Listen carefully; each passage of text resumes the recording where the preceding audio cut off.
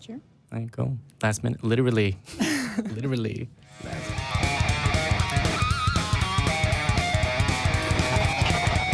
Oh my God, it's so hot. Maybe this is why I didn't show up every time. This week has been crazy. Yeah. Just look at how fast we're running. I know. Get out of the heat. Yeah. Wild. Still recovering from Pride.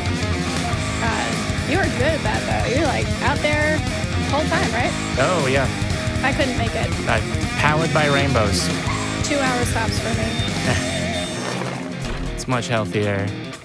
Hello and welcome to Talk Heathen. I'm Jamie Boone, and with me, the almost equally as fabulous Bianca. Almost. Getting there. Well, welcome to Season 3, Episode 33 of Talk Heathen. Ooh, 333. Such a lovely biblical number.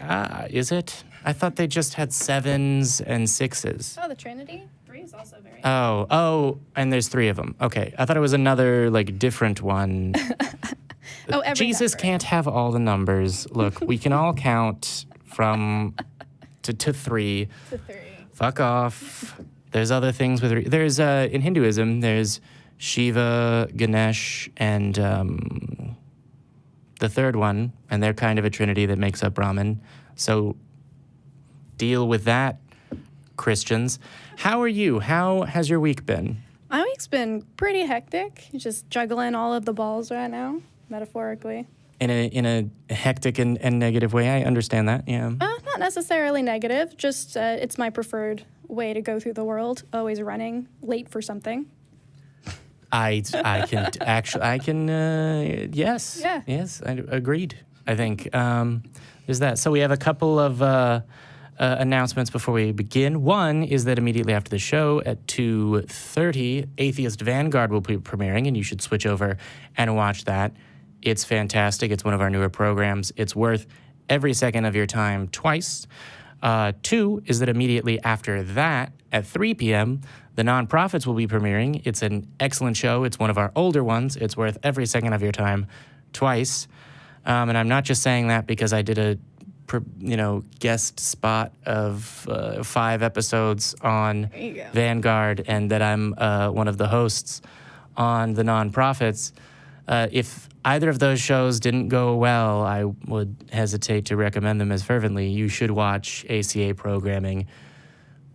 It's not, the ACA and the show. It's the ACA, and wow, they have a whole schedule of programming. Lots and lots of shows. Yeah, we're working on finding a way of making it clearer that there's a whole bunch of them and where you can find them and putting links together. There's probably links in the description below this video. That, or even I was too lazy to put them there. So there's that. And then the third one is a big shout out and thanks to Mark Morgenstern, who has created Lego characters to represent not just myself and Eric Murphy there, with his own little Book of Eric right there. Boom. It's, the Book of Eric, I can't flash to the camera right now, but he's got ones of Matt and Mark and all of our various hosts and friends of the show. It's fantastic. And my understanding is there's going to be more coming. And so, That's exciting. Generally in favor of more coming. And so thank you, Mark, and send many more. Send one that's you, by the way. Yeah. Mark, producer hasn't said that, but send one that's you. The worst thing that happens is it sits on a shelf in the control room. And then the fourth announcement is that today, Joe Pengrak, I really hope I didn't mispronounce your last name, because you're treating the people here to an ice cream party, and I am looking forward to it. So we will have that. Yeah, so we should get you to tweet for the community and the shows and stuff. But this show is happening in 2019, so if you're watching after August in 2019, you're like, oh, so that's when it started. Wow, it's so fantastic. Thank you so much, V. Yeah, giving Wendy's a run for their money, that's for sure. Someday. We all have goals. Yeah, I love that you understand that reference. I would spend way too much time on Twitter. I don't know what way too much time on Twitter means, but yes, that's actually how we met Yes. as friends. Anyway, thank you, Joe Pangrak. We will still have dinner here at the Freethought Library, and we will have also today an ice cream party. So if you're local and you're watching this at home, put some clothes on, maybe take a shower if you smell bad, and then come on down so that you can catch the show, the community, and also dinner and ice cream. And with that, I think that we have all of the announcements out of the way, unless you wanted to announce, by the way, you were extra awesome today, or... Yeah, unfortunately. a little pride thing. There it is. Boom. We've got our... We're representing today. There isn't a hand sign for... There should be. I guess K, what is a... Q. It's like Q is down. Q is down. Q is down. I was like, what is a P, and can you do this with it? Probably, possibly, I don't know. So let's get to our first caller. Sounds good to me. Let's take Mans from Sweden. How badly have I mispronounced your name? Also, you're on with Jamie and V. Holy shit, I actually got on. Hi. Hello, welcome. And that's unholy shit to you. Oh, right. No, you're fine. Firstly, I would like to say that, Jamie, I will not be able to take you seriously with that on. Sorry. Well, let's get serious then. How about now? There's a little bit of a delay, but can you take me seriously now a little bit? Is the headband too much? Yeah. All right, Mans. Am I getting your names close enough that it's not, an insult to you and your people, or? No, it works. It works. If it's easier, you can just say Patrick. That's my middle name.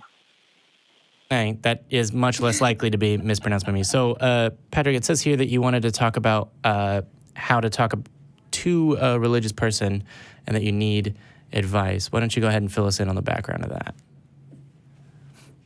All right. So I was in a situation about 2 weeks ago when I exited the Swedish church. Congratulations. And while I was there, I spoke to a very nice church lady, and we discussed religions and worldviews for about 30 minutes. And I laid out all of the things that I found horrible and strange about the Bible. And she admitted that, yeah, the Bible is kind of for slavery, and yeah, it's God kind of commits genocide and things like that. Kind of. Just kind of. Just a little bit. There are some strange rules. Genocide level 1 doesn't rise to level 2 genocide. Sorry. So she admitted, okay, there's these things, in the Bible that are not so good. And then how did the conversation go? And so I asked her, then why do you believe in this? Mm-hmm. And, after a while, we got to the bottom of it, which was, I believe because it just feels better. How do you respond to that? You should ask someone. Well, so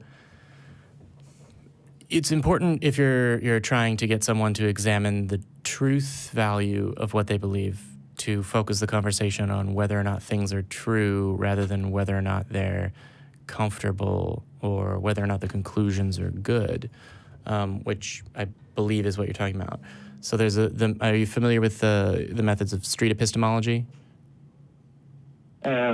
No, unfortunately not. So street epistemology is now a very Googleable term. Anthony Magnabosco, I think, had the very first and certainly the most prolific YouTube channel where he applies this method to, friendly people walking by. But basically, it's a method that's been developed over a number of years that allows you to do basically what I just said, which is to talk to people about what they believe and why they believe and whether they believe for good reasons, and to focus on that and to focus on that in a friendly way, because debating specifically God kind of, I don't want to use the word triggered because it has other implications about mental things, but sort of ignites in their mind all of the, mental guards that shut down like reasoning and questioning because it's about conclusions. Yeah, I know. It can get a bit too personal. Yeah, because when you're talking about something that someone feels personally about, that affects, how their critical faculties kick in. It's just a human thing, right? Like I have a friend who at one point in time, good friend, critical thinker, I mentioned that the Patriots, were cheating, I think, during the period where they won 1 or 2 of their Super Bowls, and therefore, I think, shouldn't deserve those, and like, why is Belichick still in the league? And their response was, fuck you. A person who's generally very calm, and it was interesting to see that kind of response about something that, doesn't even involve a god. Although here in Texas, the local high school football team is basically like that community's religion. It's my parents make that joke as well, and they're religious. I don't know whether also, you had a... Yeah, using how something feels or whether or not something makes you feel good or bad is not a good determinant for truth in general. And I think knowing a little bit about the conversation, you're both kind of doing that. You're saying these things that God allegedly is doing makes me feel icky and bad and awful. Like, how could he endorse slavery or, commit, semblances of genocide, right? But just because something makes us feel bad doesn't mean it's not true. And I'm not saying that the Bible is true, but I am saying that using, well, this makes me feel bad and this doesn't live up to my moral standards, isn't necessarily a method for truth. So when she comes back and says, well, it makes me feel good, she's just meeting you in that space of saying how something makes you feel determines whether or not something's true. So I'd say that arguing that the Bible doesn't make you feel good or goes against your moral precepts is great if you're talking about morality specifically, but if you're trying to call into question the truth of it, maybe that's not the best tactic, because that's just going to inspire the other person to come at it with that same lens, that same, well, this is how it makes me feel, therefore it is true. Does that make sense? Yeah, I hadn't really thought about that, but I have another question for the two of you. Mm-hmm. Have you both been Christian and in this situation where it is questioned by another person? Oh, yeah. Yeah, I mean, mine, as far as questioned by a little bit, let me go first. Mine's much shorter, and yours is better, and so we should end on the strong note. So I was a Christian, and my experience of it being... Like, I bumped into things in reality, and I went to a Catholic school even though I wasn't Catholic. So there were things that prompted me to think, oh, that's a little bit different, or, oh, what do I think about that? Very loosely and very briefly over the years. But primarily, the first time, my faith was questioned was I stumbled across a specific clip from the Atheist Experience, and then wanted my faith to be questioned more, and wanted to figure out what was real, found more, and then deconverted in 11 days. So, I mean, really? it was, 11 days? a little bit. Yeah, 11 days. People have told me that I should write a book with that title, but it's going to be... How to deconvert in 11 days? Well, I don't know that I can instruct that, and it would be very short because it takes over a time span of 11 days. And It takes people... me 11 days to read a book. 11 That's a long pages. book. Well, so that's sort of my story, and then I think V has a more... Well, I mean, it's actually fairly similar. I grew up very evangelical, conservative Christian, and I went to a Christian undergrad college, and they were considered very liberal for being Christian, so they attracted a whole different group of Christian people. So my friend group, while still everyone calling themselves Christian, were vastly different. And as I came into contact with each of them and started questioning different aspects of why I believed this about the Bible or about God, I started realizing that everyone had their own interpretation. which was super fun, and I loved it, and it was my favorite topic. I got probably very annoying sometimes because I would just sit across someone like, tell me about what you think about God. But ultimately, what it led me to understand is that, okay, there is no one correct interpretation. Everyone builds God the way that they want God to be built. And if that's the case, and that's what I'm doing because I'm one of these people, how do we know what, if anything, is actually accurate or real? So that was kind of my path out. It was just talking to other Christians of different denominations. One of my best friends didn't believe in the concept of hell, right? And that's a very specific group of Christians who don't believe that there is any kind of punishment or anything for people who die and do not call themselves Christian. And to me, that was mind-blowing. And after a while, I was like, that actually makes sense with the way I view God, because I want my God to be moral and just, and I mean, that makes sense to me. So then I ditched hell. And then there was another person who was like, well, maybe Jesus was just a prophet, and he wasn't necessarily the son of God, because we can't prove that. I was like, okay, well, I appreciate Jesus as a person, but maybe he wasn't divine. Okay. So then I maybe questioned that. And by the end of it, after 3 or 4 years, I looked back, I was like, I'm basically a heretic. 99% of Christians would call me not a Christian. So maybe I'm not one anymore. And then that kind of opened the door to figuring other stuff out. Yeah. All right. Yeah. I don't really have that kind of experience. In a way, I feel that I have been sheltered from religion. Because, in Sweden, 70-80% of the population is atheist. And lucky you. And so I feel like it's very difficult to me to understand the mindset of someone who is religious. Mm. So you're saying that you've always been without a God, or? We're all without. Okay. Well, I mean, you've always been without the belief in a God. You've always been an atheist? No, True. This is going to sound a bit demeaning, but it is true. I stopped believing in God at the same time I stopped believing in Santa Claus when I was around That's 6 to 7 years old. more common than you think. Mm-hmm. Yeah. Is it? Yeah. All right, then. Well, yeah, I mean... do you have time for another topic? Go ahead, tell me what the topic is. Let me see what we got. Well, I have a huge interest in politics, and so I wanted to... Called with the right host in the left chair. What do you got for me? I have some propositions for policy that would change the way that religion is allowed to influence our society. Interesting. When you say, sorry, as a real quick aside, when you say our society, it says here that you're calling from Sweden. Do you mean the way that religion is allowed to influence Swedish society, or do you mean society in the United States of America? When it comes to the question of religion, how the religion is treated under the law is pretty much the same in Sweden as in the United States. So I don't feel that it's that big of a difference. How it is treated? I don't really know how active religious nationalists are in your country at the moment.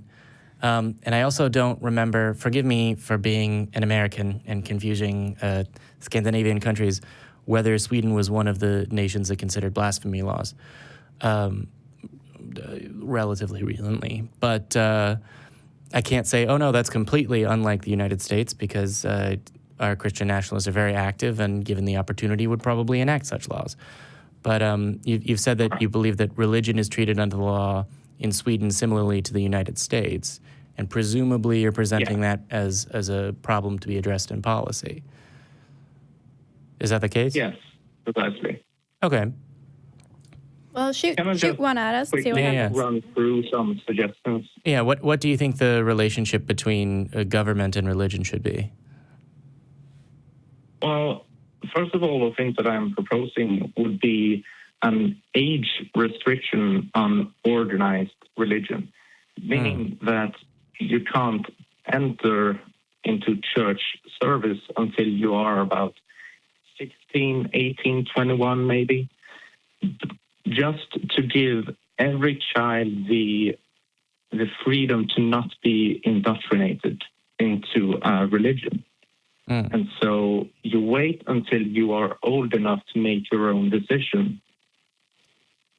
I mean, ideally that would happen, but I doubt that would be a policy that, I mean, at least in the U.S., people would go for. Yeah, I'm not sure that I support it Yeah. as a governmental policy, actually. I mean, I think, honestly, we should be taking more of those restrictions away in terms of age. Like, we were just talking about how, like, you can enlist, but you can't drink at 18. Like, to me, that seems very arbitrary. Yes. So adding more of those, to me, doesn't feel right. But again, my feeling doesn't determine truth. So maybe you could use an argument to convince me. Well, that and policy is less a matter. I mean, you need facts to inform policy, but it's value judgments and ideology. It's actually one of the interesting things that I bump up against when I talk government and politics with people that are skeptics or atheists. Is this community is so used to dealing with questions that are factual, right? Is there enough reason to believe in the resurrection? Is there enough reason to believe that Muhammad heard the voice of God? Is there enough reason to accept a God? That when you ask questions of policy, where based on the values you apply to them, you can get different questions, the idea that there isn't one ultimate answer that you can determine based on reality is this amorphous, mind-blowing thing. I would say that you run into some problems of application even before you question, individual conscience and how far the right of a parent to raise their child in the way that they deem correct goes. You run into some practical problems of implementation with that, which is that, so if a 12-year-old walks into presumably not just a church, but a mosque, etc., and it can be demonstrated that they did so independently, is that a crime? Like, do you arrest them, the child, for exposing themselves to that?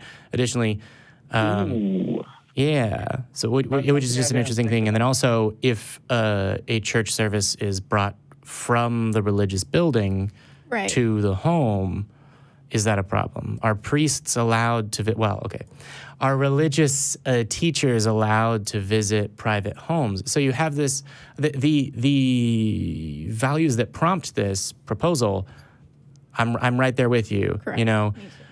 Children should be exposed to a variety of ideas as are appropriate fitting their age, and educated on the cultures and histories of the world, and exposed to a variety of human beings, both in creed and color. And most importantly, to be encouraged to think for themselves instead of think critically, certainly. Yeah. Yeah. Yeah, because, I mean, for me, the majority of my Christian upbringing was not done in a church. My dad had a home church that he would preside over, and we just meet in the living room. And then there were morning devotions and evening devotions and bedtime prayers and morning prayers. And, so for me, that law, even if it had been enacted, wouldn't really help very much. So That's true. Plus, I actually forget the total number of people that are children that are homeschooled in the United States, but 75% of children homeschooled in the United States are homeschooled for religious reasons. Mm-hmm. It's basically, we're going to keep them here so that they're not taught godless blasphemy of evolution. Yeah, that was me. Yeah. Although I have to do a lot of catch up with science. Oh, yeah. You should talk to Thomas Westbrook, where it's, or Thomas Westbrook and then Genetically Modified Skeptic, because they talk about, I feel like I'm doing catch-up and relearning everything that I was handed in my creationist textbooks. They're textbooks in the sense that they are books with text in them. But, there are reasons to not adopt that as government policy and to question the way it's implied. Did you have a lot of things that I hadn't actually thought about? Yeah. And I guess that shows some of the shelter from religion that I've had. Well, that's why government should have opposition to propose the counter case. That's why forgive me for speaking in purely religious terms, it's the most available and commonly understood thing available to us, but that's why every Jesus needs a Satan, or every God needs El Satan, which is the challenger, the opposition, the thing to overcome. And I'm happy to play that role. So basically, I'm happy to be Satan. Be Satan in this case. Yeah. That, and Satan is always, when depicted as fully human, depicted as sexually promiscuous. So, did you have a second proposal for us that we could sort of handle? We're coming up. We need to be more time conscious because we have a hard stop at 2:30. So the Atheist Vanguard, an excellent show produced by the ACA, and I mean that, can premiere without us fighting with it. Right. Yeah, I have some more stuff, but we don't have to get into that because that kind of ties into the whole kids and religion theme. Well, we've got an email and a Reddit and a Discord. Yeah, I was going to say, the Discord exists, and we'll inevitably have a link here. Let me pull up the live chat that's going on right now. It's probably going to get dropped in the live chat. I'm sure it'll get dropped in a YouTube comment. The Reddit, the Discord is the ACA Discord. The Reddit for this show is r/Talk Heathen, and that's it. It's that one. I think there's probably some fan Reddits. I don't know those or show up on them, and would love to continue this conversation. So make sure it's r/Talk Heathen if you're on Reddit at all. And then if you want an email address where you can receive links, etc., I can give you that as well. Whatever works. All right. Well, good. I think we're done then. Awesome. Thank you so much for calling. Yeah, thank you for calling in, and hope to continue the conversation online. Yeah. All right. Thank you, Hans. All right, let's take Brandon in California. Brandon, how you doing? Hello. Hello. You're on with Jamie okay. and V. Glad to hear it. I didn't think I was going to get on this fast. Yeah. Well, people think that I'm harder to please than I am, apparently. No. I just mean in that you guys take theists over atheists. It's true, but also I'm in the left chair, so I take whoever I want. Snap. So it says here that you have problems with the concepts of death and that you need advice. Yes. So on the death stuff, my problem. Well, I mean the problem of death being that you die, or you die and your brain stops working. Right. And the idea of becoming nothing, I guess, is my problem. And the bigger problem with it is that I have diagnosed OCD. I'm sorry to hear that. Yeah. I mean, it's just how I am. But and when I say OCD, it's not the I don't have compulsive OCD, where they wash their hands a lot, or and touch doors, but not to downplay that. I have the obsession kind. Okay. So I really obsess over things. That I understand more. I have diagnosed. I joke and I say it's diagnosed OC because it's not diagnosed as a disorder, though examined, but it's certainly an acknowledgement of compulsive behaviors by a mental health professional. So, for example, when I came in, I rearranged the chairs in the audience. But I feel you, bro. Is I guess the point I'm trying to make there. Yeah, I don't have the compulsion one, but sorry to hear that. No, you're good. Yeah, don't obsess about it. That definitely will work. Sorry. So with the with death, yeah. So my problem is I have a need, with my OCD thoughts. I have a need for a solution. And the problem is with death, there's no real solution. Other than, it happens. It does happen, but it might be the case that it's not a problem to be addressed, or not a thing to be examined as a problem. Right. I guess my question is, what kind of a solution are you looking for? apart from the Well, fact that... I don't... Oh, sorry. No, finish go on. what you were saying. I just wanted to know, like, what would be a solution for you in this case? Well, honestly, I don't think there is a solution, and that's the problem I'm having. Well, is that, like, so I guess sorry. Is it so? Let me ask more about what makes death a problem, right? Like, obviously, it's not something that's desirable, right? If it was a goal, it could be easily achieved, because humans are frail, frail, weak meat sacks. But it's not a pleasant thought to be aware of, the demise of the body, the mind, all of this. Not that those are separate, but like, what makes it a problem? It's like thinking of the idea of being nothing. And the problem is with the OCD, it's like I can't stop thinking about that. So all the time. I understand that. The way that you're phrasing it, I think, identifies what the trouble is, because you won't be nothing, right? Yeah. You will be, and after that, will have always been Brandon. I mean, well, okay, on this as on this clip, you always be Brandon from California. And you will have always been born, and you will have always died, and that will be your existence. And the end of that existence is troubling, but... Yes, I guess what I mean is my consciousness. My consciousness is going to stop. And the idea of my consciousness stopping is what's so painful to think about. I understand that. Yeah. But you won't be aware that your consciousness had stopped. Like, no, I know. It's not, you won't feel it. Like, it's not something that you will experience ever. Like, that's never, ever going to be your experience of your consciousness being nothing. Because as soon as your consciousness goes away, that's it. You don't have to worry about experiencing that. Yeah. I know, and not to, to say not to worry about it, but... Well, I think that I'm projecting here a little bit, but I think that I understand where you're coming from a lot.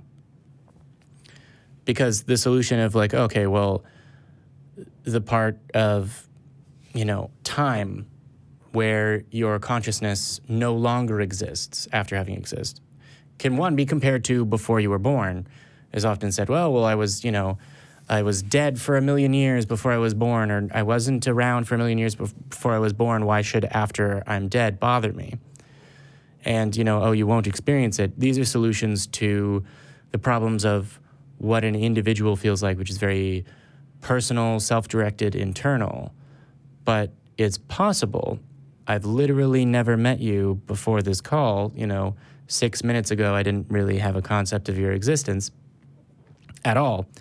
But it's possible that the solution to this is not to examine what it's like to, what the concept of what it's like to be dead and to realize that that's not a thing, but to examine what it is like to live a life the way that you want, because that will have always been after something that we would call your existence has ended. Yeah, and that's the other problem I have, which I don't know if they bring up to this college creator. I became an atheist I was kind of an atheist already, but my trouble with becoming an atheist was I didn't want to accept that there was no afterlife. I was pretty much there, completely. I was just like really, really hoping that there could be an afterlife. But a year ago, like May of last year, I was diagnosed with ulcerative colitis. Oh, I'm sorry to hear that. It's a very fun disease that kind of ruins your life. And so supposedly it gets better, but it hasn't gotten better for me. And I'm going to see a doctor in 2 weeks again, and hopefully it'll work. But I'm kind of, because of how my mind works, and like I'm always thinking about death or my ulcerative colitis all the time, just constantly. And so it's You should distract yourself by thinking about how well society is doing right now. Oh, God. Sorry. Oh, yeah. I wanted to make V that's sad awesome. as well. That's awesome. That's always fun. Yeah, I'm sorry to hear that. I've got family members who deal with that as well, and it's not fun. Yeah. As a quick aside, do you feel that you have a community either of similar people that's, like in a support group or just in general that you can engage in conversation with either online or in person? For which, well, I guess not for either. I mean, I'm on the Reddit for Talk Heathen, although I haven't really posted anything. I've just looked at it. That's good. Send me a message saying hi. We'll chat about something. Okay, I'll have to do that if I remember. It's fine. Yes. Sorry, I lost my chance. Yeah, that's because I interrupted you and derailed it entirely. You were talking about how you're going to see a doctor again in a couple of weeks. Oh yeah, okay. Because of the way your mind works.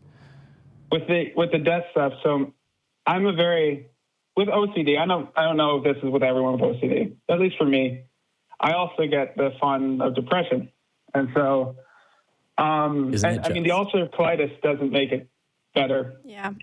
The depression any better. And so basically my mind with the death and the ulcerative colitis combined, it kind of goes to, well, my life is miserable. My life is only pain. I can't do anything. My life is over. If I'm going to die, I'm going to be nothing. I might as well just die tomorrow, because why live this life of pain? Why keep going? It's not, there's no point to it. There's no point to just being miserable all the time and having to think about it all the time. And even though I'm afraid of death, at least, in the sense of, it happens, you're gone, you won't have to think about it anymore. The thoughts, I don't know if it is for you, Jamie, but they're painful. They get so intense, they become painful to where the point where, not to get too dark, but basically, I mean, I assume people who are suicidal are kind of the same in the sense is that the thought of suicide starts to feel really good, almost like a high. And so I don't mean to get so dark on this. Well, that's why it recurs as a imagined solution to an imagined permanent solution to a temporary problem. And I'm here if you need to talk. There are also some amazing resources online. The Freedom from Religion Foundation, do you know about them? Is that the Secular Therapy Project, or is that something else? They collaborate with the Secular Therapy Project. I think it originated there. But there's also just a hotline that people who are recovering from religion can call and just talk about stuff. I think you mean recovering from religion rather than freedom from religion. Oh, did I say that? Sorry. You said yeah. I've done that multiple times. The FFRF and the the RFR. RFR. Yeah. They're designed to test my dyslexia, and I fail every time. Mm-hmm. Recovering from religion. That's yes, recovering from religion, but having community helps. And I'm sorry that at the moment it feels like there isn't a purpose to your life. But it's not basically, for anyone who doesn't know what the disease does, it basically makes the bathroom your home forever. And so that there are sorry. There are prominent internet atheist activists who, not that exact phrasing, but have described their physical condition as the bathroom. I think it's its second home or where I live or something. It's my throne. It's your throne. Yes, the porcelain throne is truly your throne when it is, the frat boy's altar or whatever. Yeah.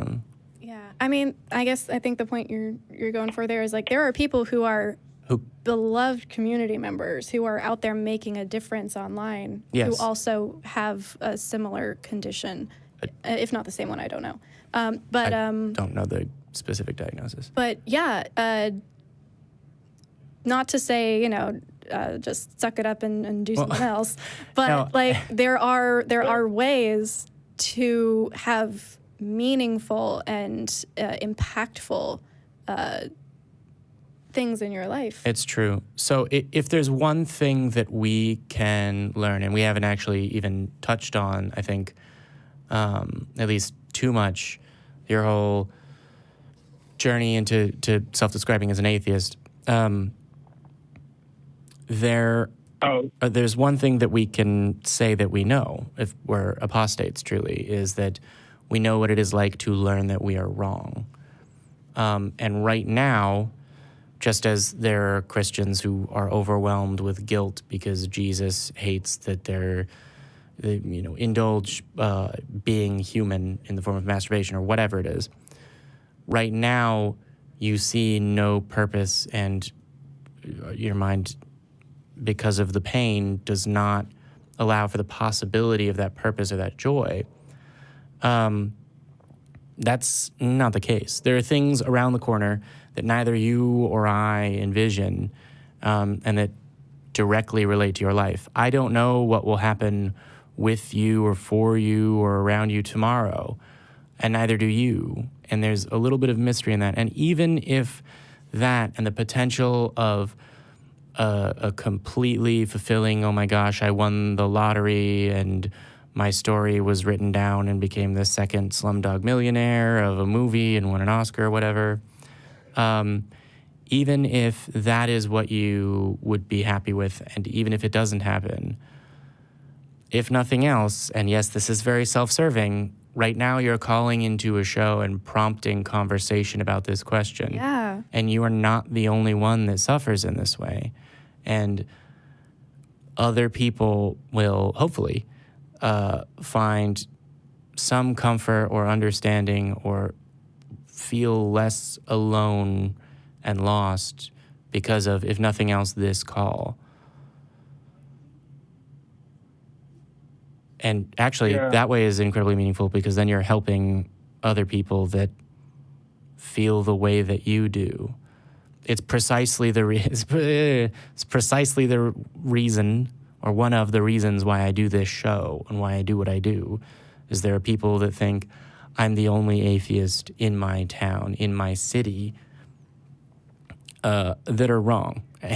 One, but that two, need to feel less alone and need to know that there are people for atheism that think and see the world the way they do, and in your case, that experience the world the way that you do. I don't know, with the atheism, sometimes a lot of times I kind of wish I could just believe in God again, just so that, because then when the death stuff would come up, it just wouldn't, there wouldn't be anything. It'd be like, oh, you go to heaven or whatever. I mean, there's a lot of times I even think I'd even be okay with going to hell. Like, even though, it'd be burning, and I'm sure if I was in hell, I'd be like, no, I'd rather be nothing.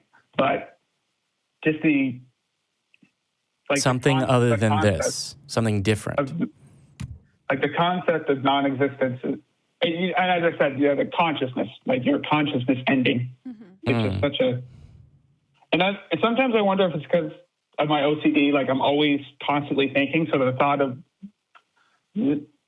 thought stopping is so foreign to me. Yeah. It's like, so I can't even.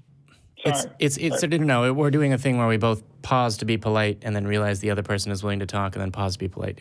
It happens with remote communication. For me, I don't think that I have obsessive thoughts the way that you do, the way that you're describing them, but I certainly have racing thoughts from time to time. And I don't know how else to say it other than the short story Flowers for Algernon is a horror story for me. The idea of my mental capacity slowly but surely fading in a way that I can't identify, so that my existence basically changes and my ability to interact with people changes, is more nightmarish than losing all my limbs or, my ability to speak even, or communicate with people around me. And so the idea of attachment to your thoughts and your mental processes is something that I can very much sympathize with, and I forget whether sympathy or empathy is the one that is closer, but both or either of those, whichever one is stronger, is what I feel for that. And so the most I think I can offer you on this call is to say, I'm not you, but you are not alone. And I understand you, I think, as well as I can, given that I'm not you. Yeah. Oh, I'd like to say, because I'm looking at the comments too.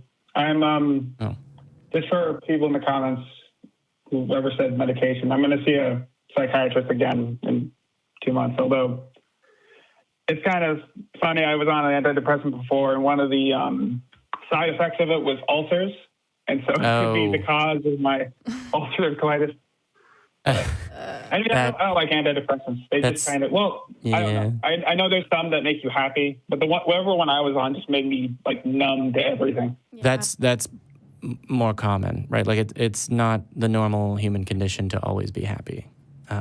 Which is, advice that every drugged out rock star should take. But I don't mean that it makes you happy, but it's like the one I was on made me feel nothing to anything. Mm-hmm. Yeah, they're designed largely to reduce the extreme emotions. Like I probably could have killed somebody on it, and I wouldn't have felt anything. Yeah, you got. I'm going to go ahead and say, don't test that. Don't test that theory. But one of the things that the comments are saying is, companionship and family, and they're also suggesting a lot of recreational drugs, which I'm not suggesting either personally or in my capacity as a show host here. It actually made me more depressed somehow. So I don't. Well, then don't do that. Yeah. What I would say, it's part of why I asked, do you have community? Do you have people you can talk to? Do you have people that you can? No, I guess I'm kind of alone right now. Like, because I go to college, right? Like I'm studying engineering. Oh, cool. I am not capable of discussing the finer points of anything engineering with you at all. I can't do calculus, so. Calculus is so much fun. But you know what? We need people like you in this world to understand calculus. We do. Yes. Thank you for understanding calculus. Good for you to do. I'm fine over here. Don't give me any English stuff. That's just too thin. You know what? I'm happy to do as much talking in them English words as I can for you. Oh, I meant like writing, but yeah, okay. I'm happy to do that as well. Yeah. What I will say is, I think we're reaching a time control issue where I need to move on to other callers, but stay in touch. Finding people and communicating with people online is not the same as communicating in person, and it can make you go off the deep end into rabid, obsessive land. But, bad phrasing, but it's always better to not be alone. And I hope that you stay in touch either with the show, but primarily with a community of people that can address some of those concerns. Okay. And last thing for the comments. I am seeing a psychologist. I'm seeing one. It's here tomorrow. Oh, well, good. Every Monday. Yeah. You found a way to make your Mondays good. The secret to happiness, I think. Yeah, for right now, the counseling is the only. I play video games with like one guy who lives in British Columbia, but other than that, it's the only person I really talk to is my psychologist. Right. Well, it's a good person to talk to. Yeah. Well, shoot the show an email. Yeah. Eric is a better gamer than I am, but hey, there's no reason why you can't. Oh, wow, I'm going to sound like a grandpa. Xbox Live it or whatever. I don't even know if that's what it's still called. Thank you for taking my call. I really appreciate it. Honestly, I didn't think I was going to. Of course, and I'm glad we were able to take it. Yeah, thanks, Brandon. Oh, and also, I don't know with that other guy, but I can take you seriously with those glasses on. Well, I'll think about putting them back on then. Thank you, Brandon. I hope you stay in touch, and I hope you have an excellent Monday. All right, let's actually take. That was pretty good. I didn't know whether you had anything to add. I think we covered. Yeah, no, that was it's a question that I think deserves a lot more conversation, a lot more thought. Yeah. I'm going to go ahead and not interpret that as judgment as far as how quickly I took that off. It's fine. No, That's cool. whatever. Invited you on as a just- guest host, guilt tripping me on the way I take calls. No, we're just joking around. But let's take JG in New York. JG, you're on. Oh, wow, you hung up immediately. Wow. I feel like that needs to be added to a clip because he was a theist. Theists pwned in the fastest period of time. Oh my gosh. Jokingly, because I didn't get to hear anything he had to say. So let's take. Wow. Okay. Is it Battle? Is the name in Texas or? Yes.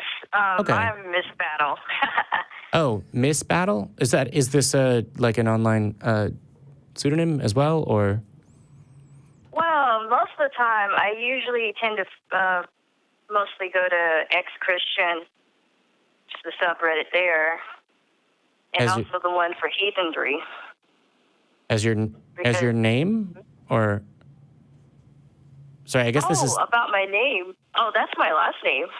Oh, That's a cool last name. yeah, that's a cool last name. Sorry, I was gonna say, like, is it French? It's Betlay or something, and there's no accent here, or no, it's. I'm assuming it's English. I think it is. I think it means an organized fight or struggle. Yeah. Well, I guess that you're probably going to have a good laugh about my name and my beliefs. well, So I decided probably to- more about your name than your beliefs, because names are just that. A rose by any other name would believe in no gods or something. But it says here that you wanted to talk about atheism. Well, yes and no. I'm one of those people who's literally in the middle. I'm not an atheist, but I'm not a theist either. I'm actually a polytheist. Well, that's a type of theist. It kind of counts. I mean, it says here that you're calling from Texas. I'm assuming that you didn't vacation somewhere to call from a payphone from a place you don't live. Living in Texas, you're surrounded by a specific sort of spectrum Right. of Yeah. theism that does not truck well with polytheists. So I can. Right. So you're not of one of the Abrahamic religions, not one of those monotheistic hell no. religions. Okay.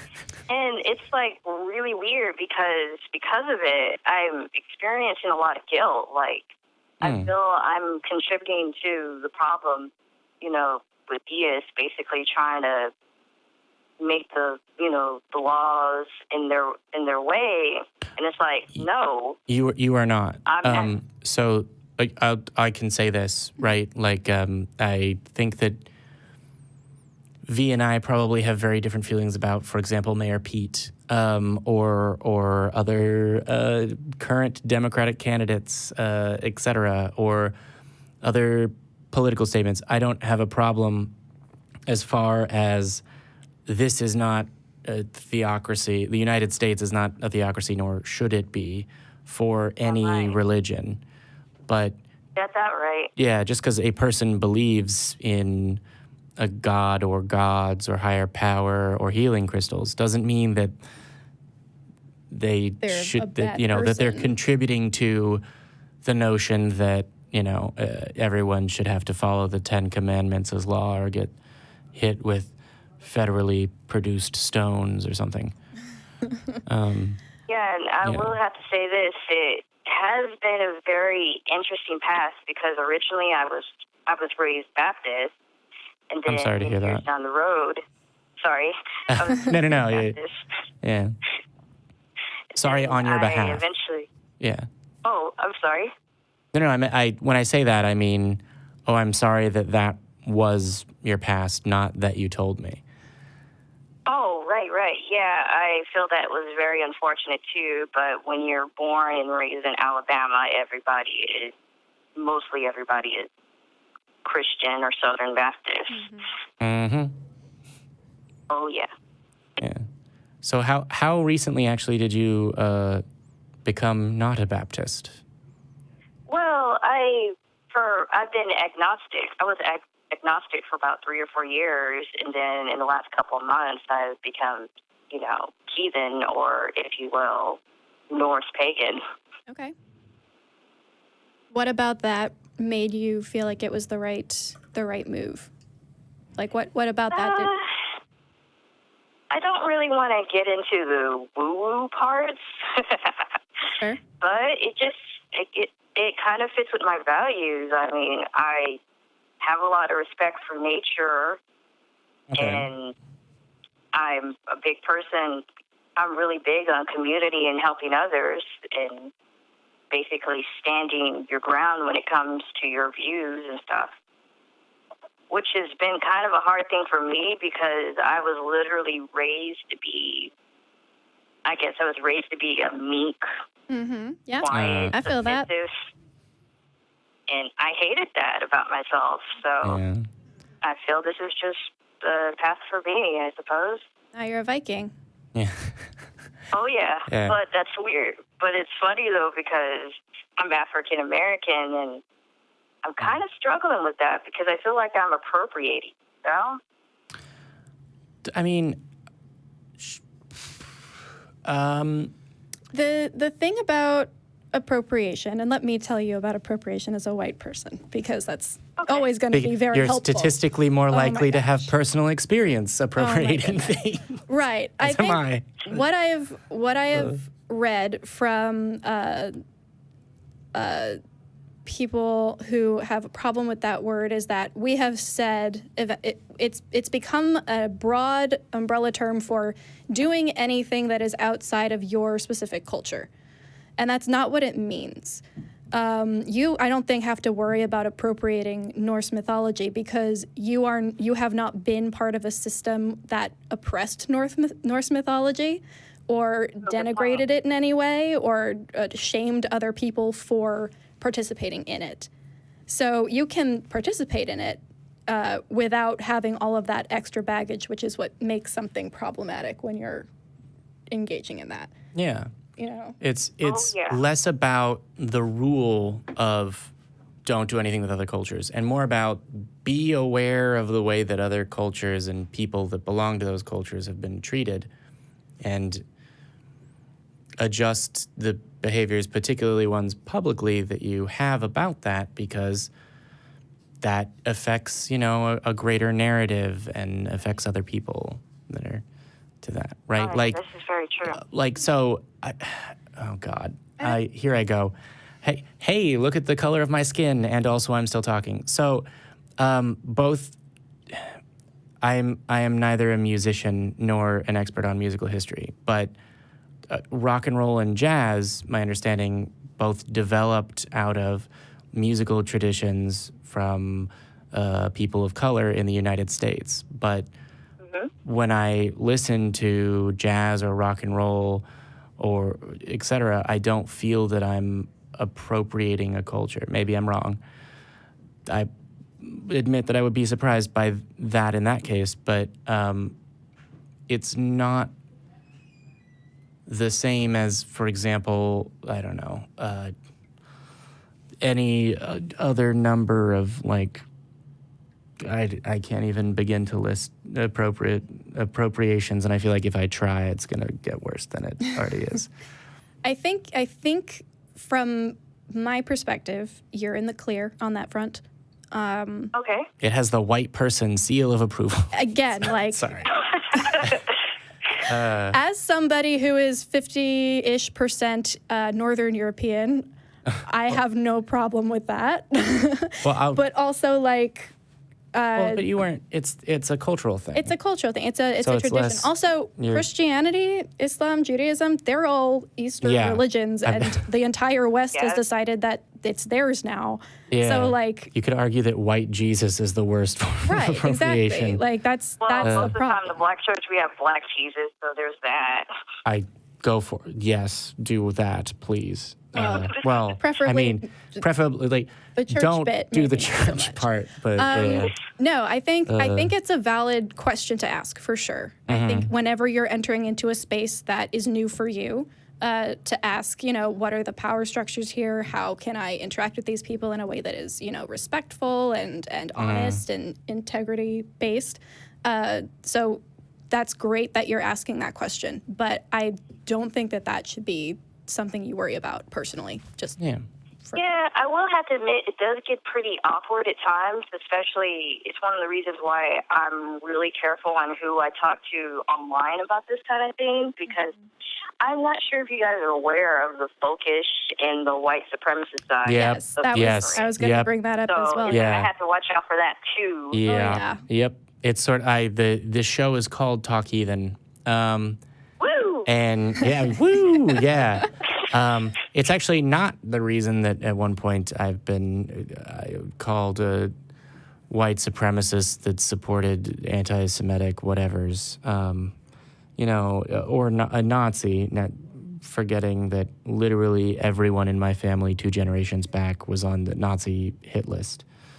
But whatever, that doesn't justify or condemn any behaviors that I do, but it makes sense that you would be hesitant to share that with certain people because there has been that I would argue is appropriation, to grab that culture and say we're going to use this in order to justify a horrible set of beliefs. Yeah, I would also argue that it's also just stupid. It's also just kind like of dumb. even beyond race baiting and hateful. It is annoying how stupid, oppressive, and hateful ideologies are, because it makes me so want to mock them. But about the part that is less damaging, right?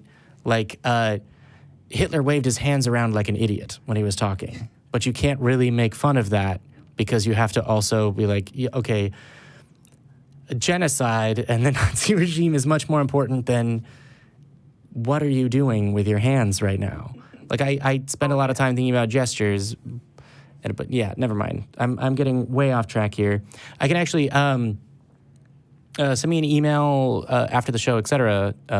Ocean, who's a prominent, I guess, atheist ally because he's also a pagan of the Norse variety. Oh, cool. Because put you in touch. One thing I kind of feel guilt for, because being, pagan, I feel like not only that, but I also feel kind of foolish in a way, because here I am, a person who used to be agnostic, who's like, oh, well, I'm rational this and I'm rational that. But I'm like, look at me now. I'm pagan.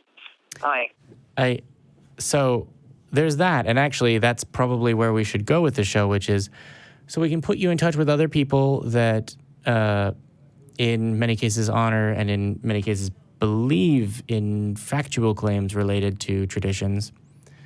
Mm-hmm. Side note, I think it's great to celebrate holidays and to practice non-harmful to humans generally traditions.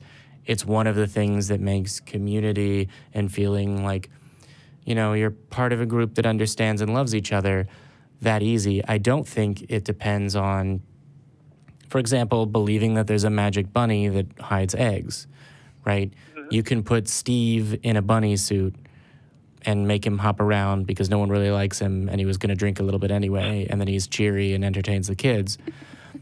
On Easter or around that time, even without saying, oh, by the way, this rabbit and eggs are not pagan symbols of fertility. They mean Jesus is reborn. Jesus. Yeah, they mean everything Jesus. means Jesus. Everything means Jesus unless I don't like it, and then it's Satan. Here's what I'd say.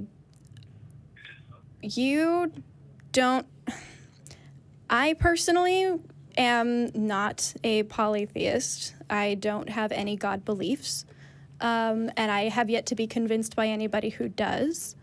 But I don't make judgments about people based on whether or not they believe in gods. I make judgments based on how they interact in the world and whether or not those beliefs are harmful to other people. And from my experience, is a really good point. Yeah, I don't care. Like you can believe whatever you want, but you need to make sure that those beliefs are positively impacting the way you engage with others. And a lot of pagans and a lot of heathen people that I know, and I have many, many friends in that community, are some of the best, nicest, most accepting and progressive people. And I love being around them, even though that one thing that is different, they believe that there are gods, I do not, still exists. And we can disagree about that. But I don't dislike them or think that they're bad people at all. Yeah, and that's kind of what I want to be. Yeah. Basically, a progressive person who wants to contribute good to the world. Then let's be friends. Yeah. Why can't we be friends? There's literally no reason why we can't. We should be friends. Yeah. Let me shorten that song down to its core elements. Yeah. It's okay. I don't know the words either. I mean, I know the first part that I just said. Actually, you know what? I don't know any other words. Good. Yep. I called out before I knew it. So there's that. Hopefully we can still be friends, but I'd like to touch on just a little bit why you believe what you believe. And even before that, what it is that you believe about the Norse gods and theology. Well, like I mentioned earlier, the beliefs actually go hand in hand with mine. And to be honest with you, I've had some really strange coincidences. I don't exactly how to really discuss or talk about them without coming off as like a mad woman, if you catch my drift, you know? I think I may know what you are hinting at or talking about. And it makes me hopeful for the end of this conversation and the second time that you call in, because you should definitely call in again next week, because us being tight on time means that, you know, there's only of course, so many more. Because I'm pretty sure you got some more interesting theists on the line. It's interesting. Our calls are thin this week, and you know, I hate to throw, if you're watching live into this, because most of the viewers of this episode will not be live, though they can message me about later when they watched it. But encourage, you know, Uncle Sam that wants to talk about flagellum and how therefore Jesus to call in as well, because I'm well prepared for that. I've got some liquid patience in this flask over here that says literally liquid patience on it. I was going to say. Yeah. Yeah, and I'm pretty sure right now the chat room it just is lit like up on fire. Right. Like, holy shit. Oh, well, here. So in any case, so I flipped over to the chat, and one of the questions is, "What is Jamie on?" And I'm sitting on a chair. So there's that. But what is it that you believe as far as what is existent? Like, do you believe in the literal existence of, you know, Thor, for example? Well, I do, but at the same time, I don't. I believe in the gods, but at the same time, I feel like we won't ever truly know what they are. You understand what I'm saying? I believe that I understand in what context you say that, because there's a friend of mine that I've known for more than a decade and a half. We were talking about this earlier, and we thought that we'd known each other longer. But in any case, that I've a separate friend that I've known for a decade and a half, who is less specific in sort of theological, supernatural practices, but that when we did have a conversation about this, I was like, okay, but do you believe this is literally true? Like, do you believe literally that this God... Precisely. I don't think the myths are true, but I don't know. It's really hard to explain. I just believe there's these forces out there, I think like in their own goddamn dimension, that are capable of, you know, controlling and manipulating reality. So, it's something I'm still struggling to understand. Do you mind if I ask, do you mind if you don't believe that the myths are true, where are you getting these ideas from? Is there some kind of text, some kind of community? Is there I'm not sure what the religious leaders in that movement would be called. Like, where are you getting these concepts from, I guess? Well, what I mean, the myths aren't really true. I mean, basically the characterizations of the gods, I could kind of see that, but their feats and the ice giants, not so much. Okay. Do you, like, so for example, there's a lightning storm outside. Do you think that in any way relates to Thor? No. Okay, so not at all. What role do these beliefs, we'll call them, play in your life, right? Because I actually don't know. Do you make sacrifices to gods or whatever? Well, I don't make completing sacrifices, but I do make offerings. Usually it consists of food items, alcohol, mostly Can I have that. them? No, it's no. I'm joking. But so is that just because it's a because it's a Wednesday, or is that like, I have to take the LSAT tomorrow. Hey, Odin, have this whiskey and give me some of your wisdom. Yeah, it's something like that. Usually I tend to, at first I was making offerings at least once a month, but as of late, I've been making them at least weekly, just as a form of thanks. Nice. Because so it's mostly just in the form of asking for inspiration. Okay, so I need to move on to a couple of other calls. That's what? But before I go, and I want you to hopefully call back in, or at very least engage online. I don't know whether you use Reddit or Discord. Definitely go into both, and then also get in touch with me because I can put you in touch with, among other people, Ocean. Awesome. Yeah. All the humans should have other humans that make them know that it's valid to be human.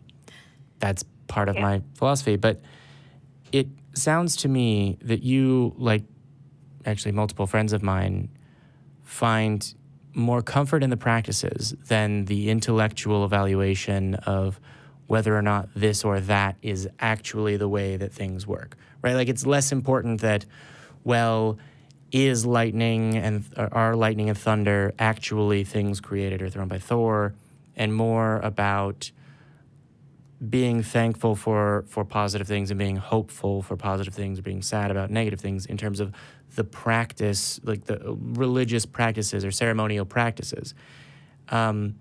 Is that somewhat touching on something that you can see in your life?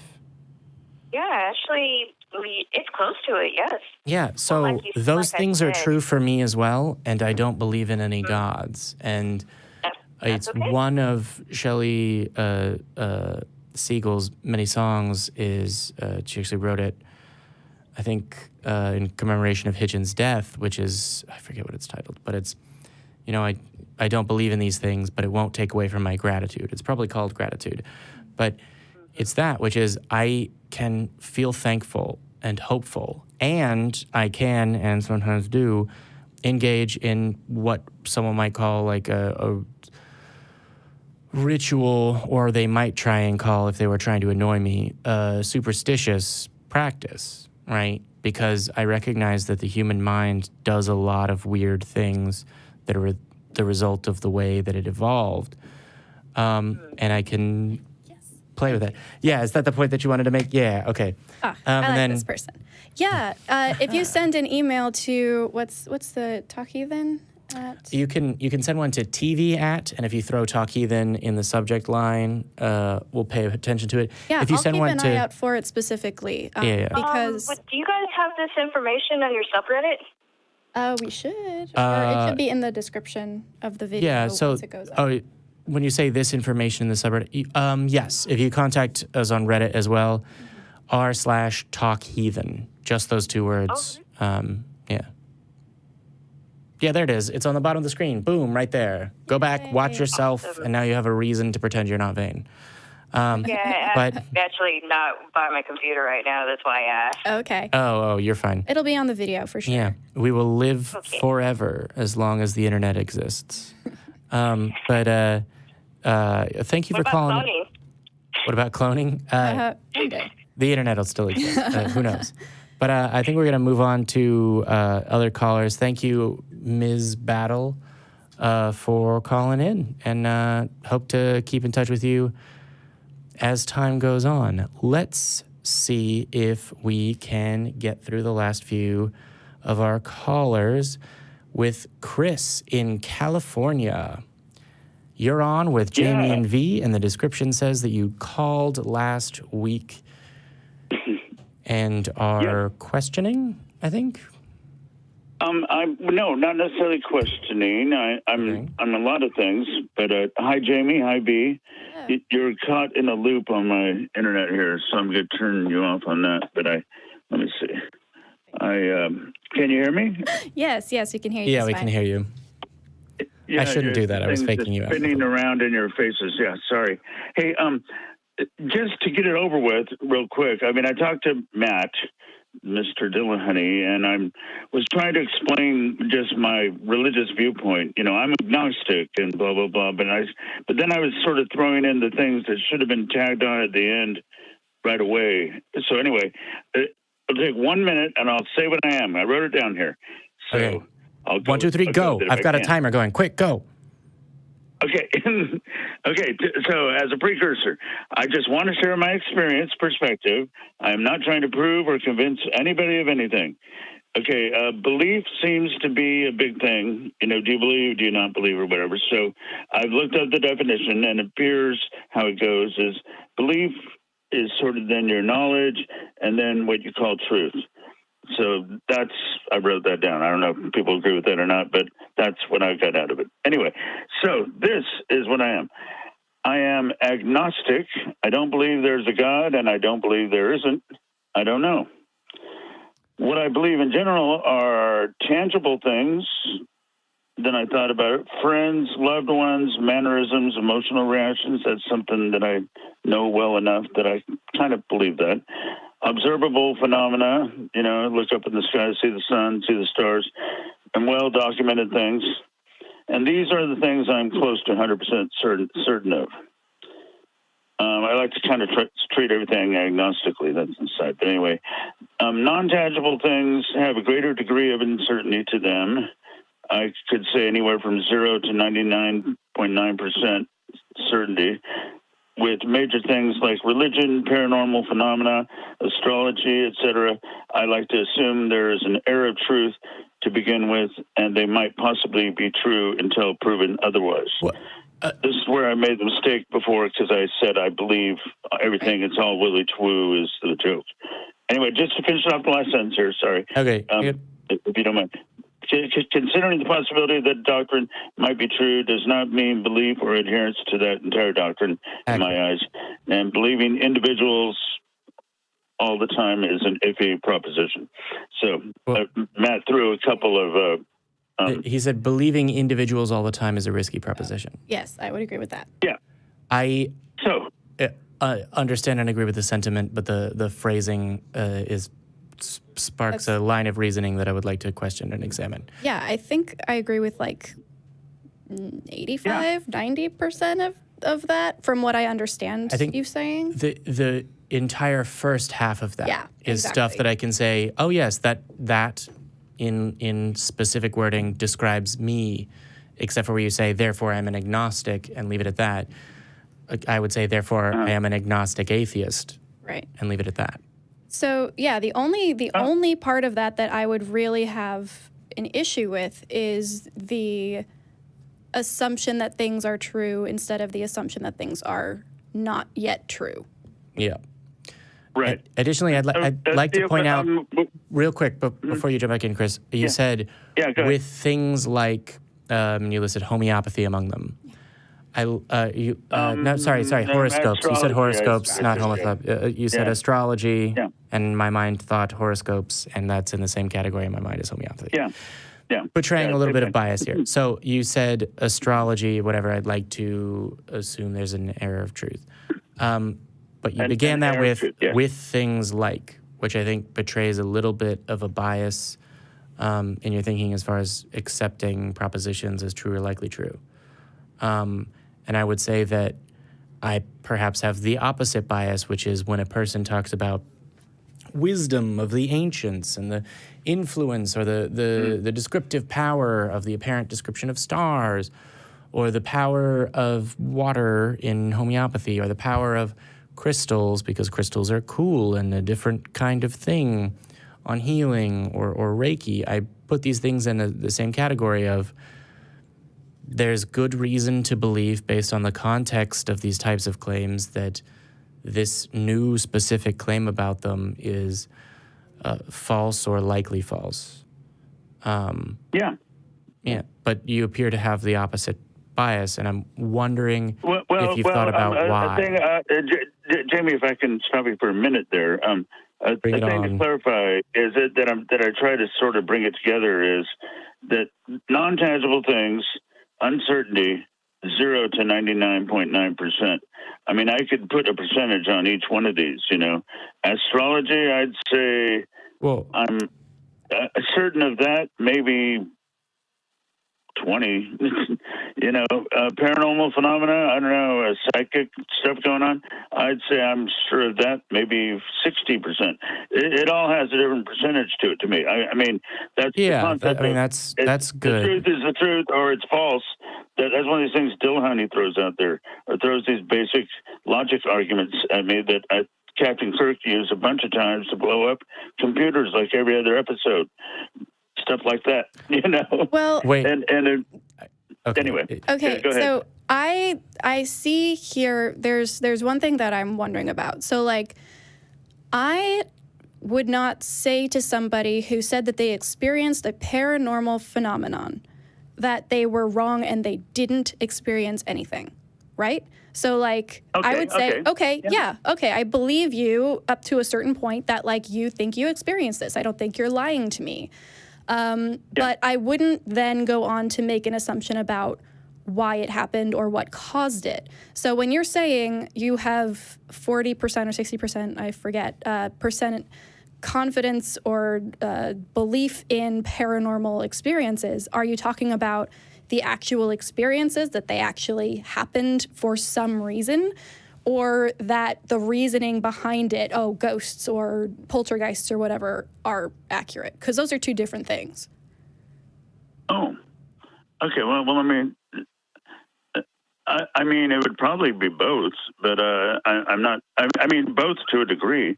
That this happened, and what was the other one? Is there something behind it? Well, the chair fell over by itself. Okay, I can accept that maybe the chair fell over, but then the person saying it is yes, it was a ghost that did it.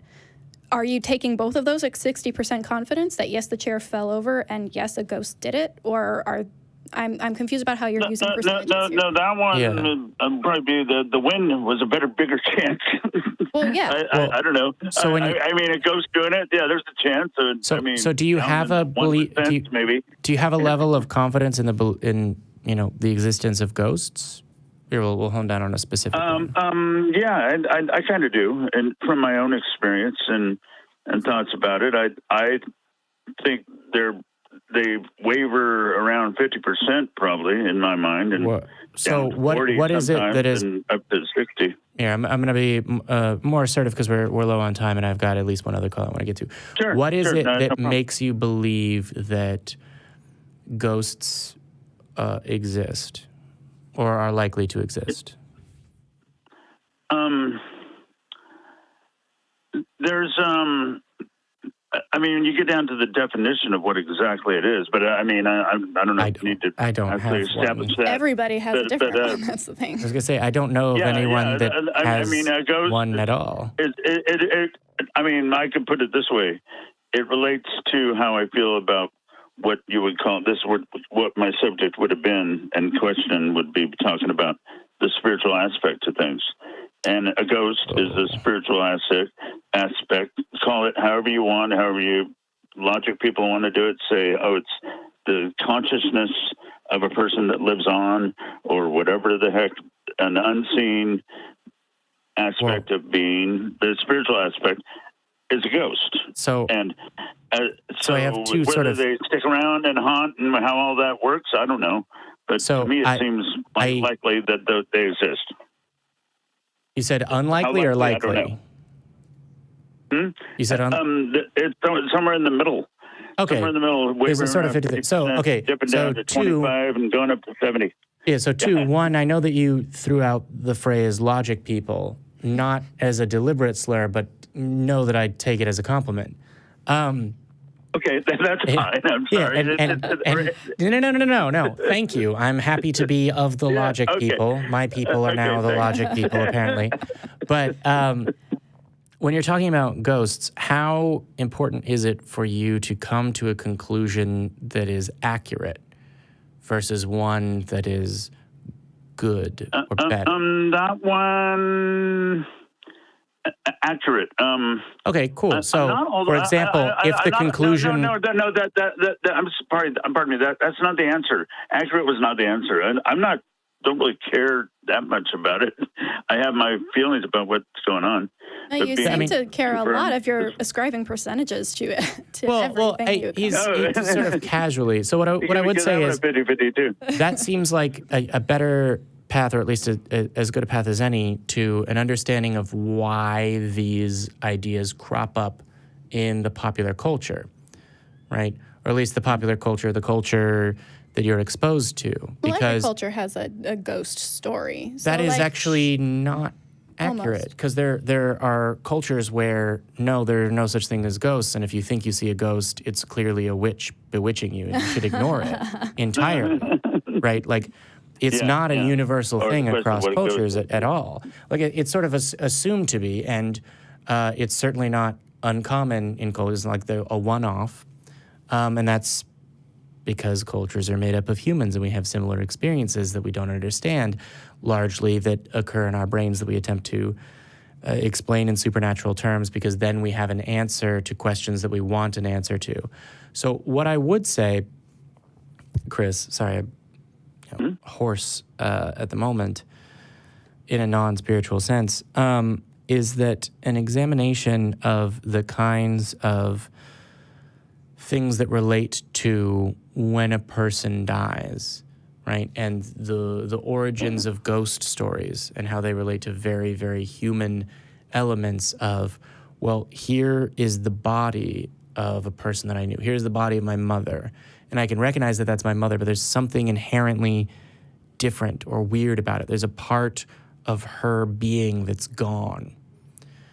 And imagine that through the eyes of a somewhere between 13 to 30-year-old 3,000 years ago attempting to, or 2,500 years ago, attempting to figure out exactly what that means, the idea that there's something missing, and then the various things that happen with the subconscious and dreams that we assign so much fucking significance to. I've dreamed of my mother, and in my dream, my mother said, she loves me, and also we should move 2 villages west for winter or whatever. These things are, in my view, products of the mind, and I think that you should examine that hypothesis critically, or the hypothesis that I've proposed, which is that the human mind is imperfect and has emotional attachments, and any ability to reason or examine how something came about critically came much later in our evolution. And I wish desperately that this call could be longer than it can be, because we're coming up very, very, very close on 2:30 Central Time. Yeah, can I just jump in real quick? Oh, please. My 2 minutes. Oh boy. Okay, go ahead, B. I'm sorry. My one concern here is not about ghosts specifically or any one issue. It's that you're using this view where you are ascribing, as you say, hypothetical percentages to the truth of different things.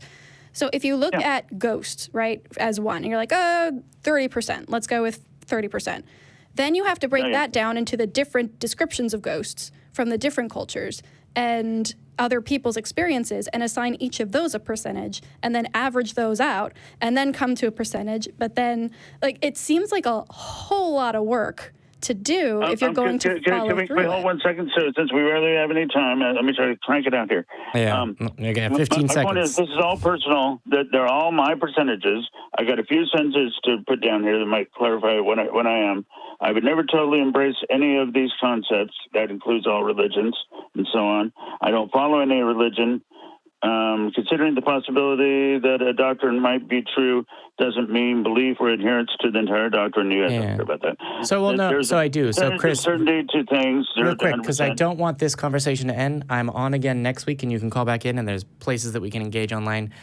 But there's a producer in my cool. ear. So we got the main stuff over with. That's great. Yeah. So let me say this here. I'm going to put you back on hold. Other people that are on the line, stay on the line because we can take your calls off the air. But we have to end the live portion here. So thank you for calling in, Chris. You're now on hold. Let's get some love rings going. I believe that you've been on this show before. I have. And know precisely how we sign off, which is that if you don't believe, you have community here, you have community with us, and you should. And we want to help you have a community where you are. It's the more verbose version of this. Wow. Maybe you should do more talking. More verbose version of this. And if you do believe, we don't hate you. We just think you're wrong.